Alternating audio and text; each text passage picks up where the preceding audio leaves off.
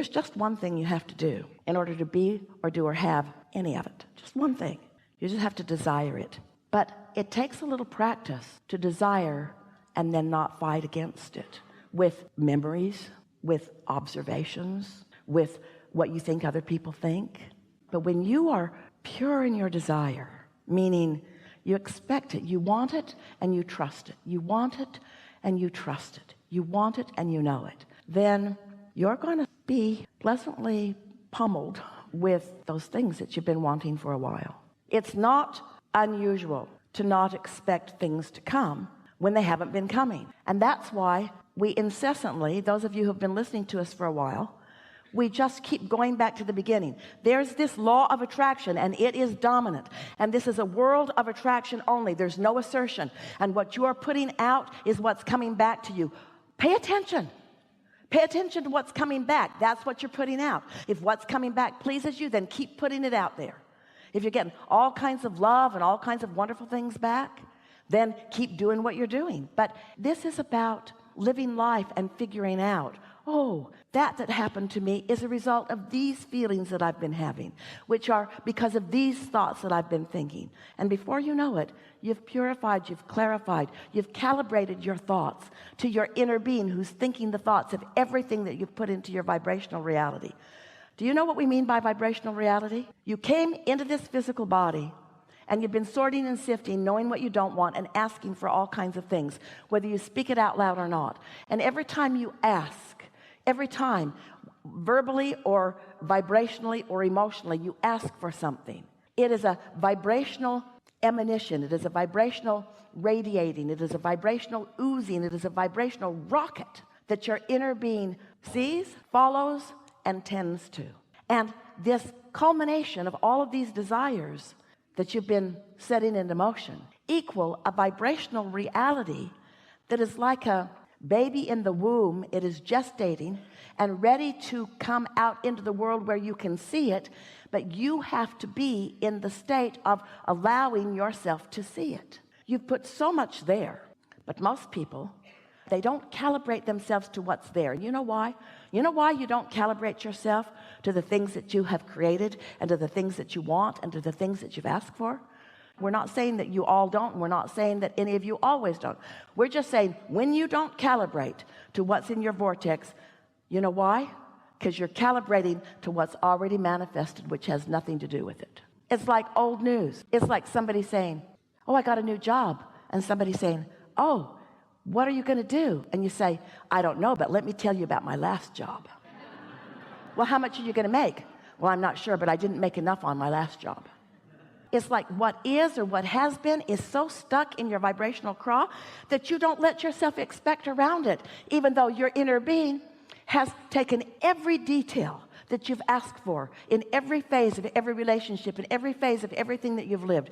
Everything that you didn't like caused you to ask for something different, and all of that your inner being has calibrated to and knows exactly how to lead you, wonderful you and all that you've asked for, to the details of all of that. And you all say, good, let's go, and let's go now.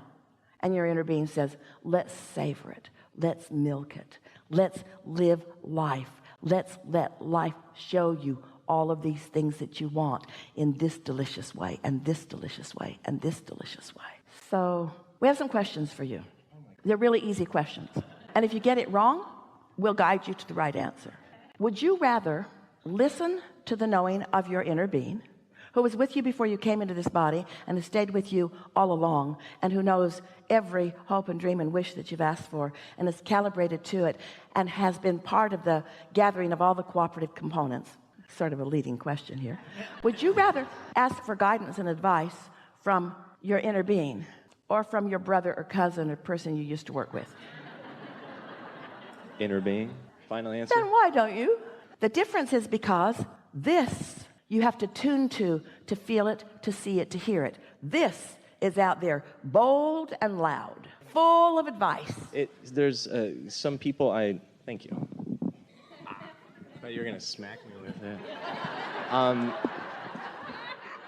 This is called distraction. Tried to distract you from your discomfort. Now you're appropriately hypnotized. So thank you.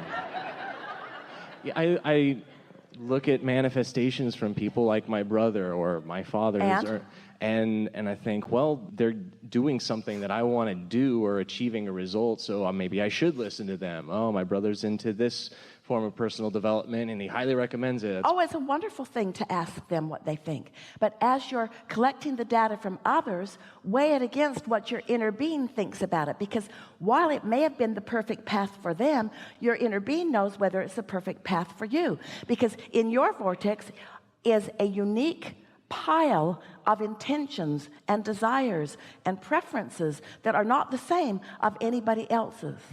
And so you can certainly ask, but weigh how you feel when those answers come against how you feel when the answers or the inspiration comes from your inner being. I assume weigh how I feel when I'm asking questions as well, right? If I'm in a negative state or not connected to source, then what's the point of asking the question? That goes without saying. You know that. If you're in a bad mood, you're not going to get anything back that you can trust. Nothing. No.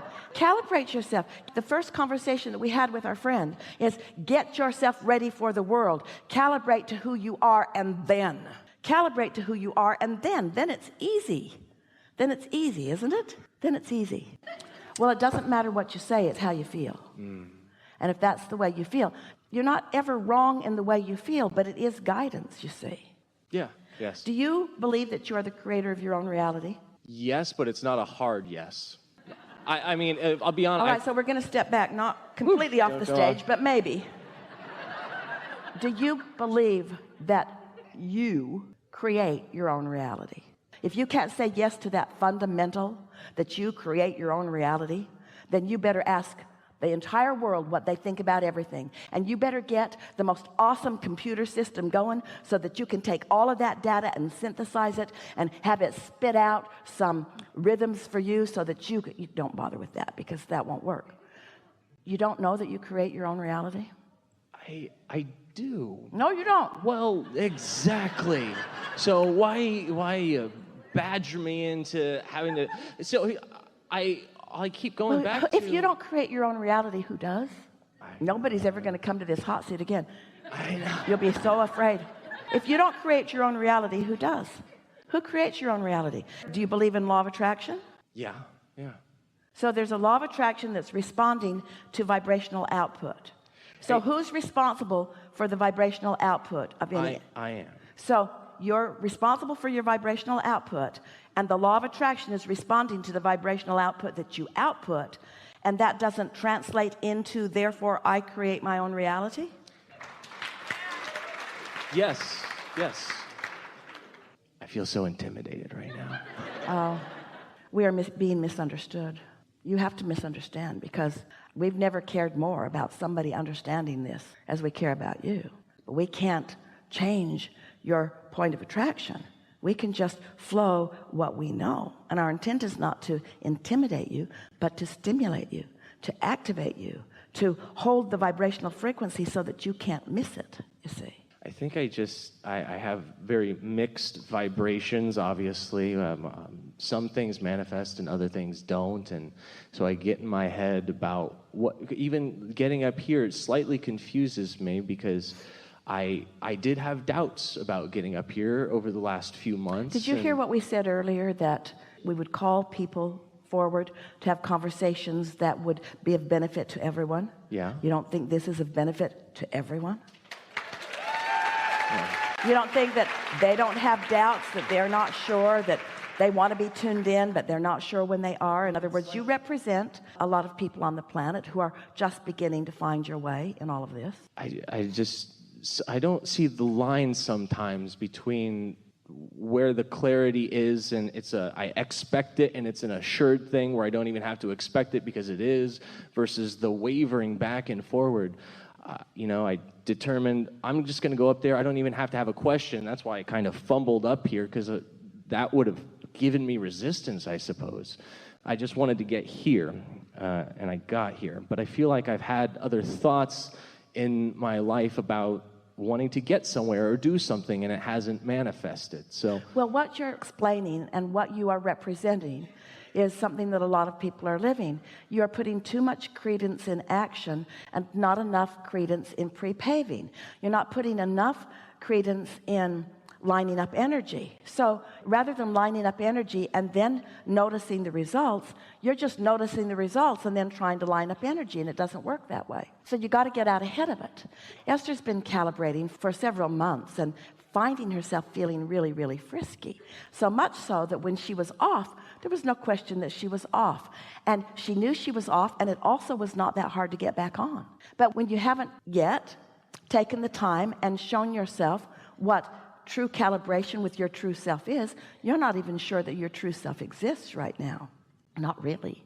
And so you've been calibrating yourself to so many others. We're just going to give you a story to kind of explain it, and it'll make you feel better, and then you'll understand why this whole conversation was so valuable to everyone. Let's say that you're someone who wants to make a difference in the world. That's certainly you. Someone who cares, someone who knows you came with purpose, someone who wants to be an uplifter, someone who wants to understand, someone who wants to teach, and someone who wants to do really good in this life experience. In other words, that's a really good definition of who you are. So you look at the world and you see it really diverse and kind of in upheaval and sort of confused, but you're ready to go out into the world.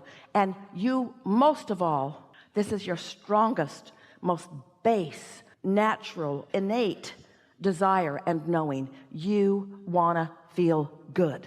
You know, life is supposed to feel good to you, and you want that above all other things. So you've decided to go out and make your mark in the world for the benefit of others and so that you can feel good. So you decide to go about it in the only way you know to go about it, because you are a practical human functioning in a practical human world. So you get a profile of yourself, pictures, details, information. You get it on a huge search engine and you send it out to everyone on the planet, and you say, hey everybody, this is me. Take a good look at this. This is me. You might meet up with me. I'm out there running around. I get around a lot. And if you should meet me, these are the things that I need from you so that I can feel good. So get me, learn me, watch for me, and respond appropriately. Billions of people of the world, this is what I'm going to need from you. Well, good luck with them. Or you can get up in the morning, quiet your mind, calibrate to your highest frequency, begin receiving impulses. You can care about the way you feel. You can calibrate to your emotions, and you can be a vibrational point of attraction who goes out into the world and can't get anything less than what you've calibrated to. Now that's always true. It's just that you're calibrating in a sloppy way where almost everyone is. You're not calibrating deliberately. You're calibrating by what you see, by what you hear on the news, by what you read, by what happened before, by what you remember, by what's happened to that one and that one. You might as well just send out that profile to the world, because it's kind of that kind of a crapshoot, isn't it? Or you could really calibrate. You could calibrate yourself so well that a week or two or three down the road, when you go out into the world, you'll start making the association between your deliberate calibration to emotions that feel good, to real things that you feel, and the response of the population, the vibrational population of the world. We're talking about the way you rendezvous with traffic, with individuals, with animals, with birds, with insects, with weather, with thoughts, with ideas, with everything. You will show yourself that you calibrated and that the universe is responding to you. And then you will know your power. Until then, it's just a whole bunch of words.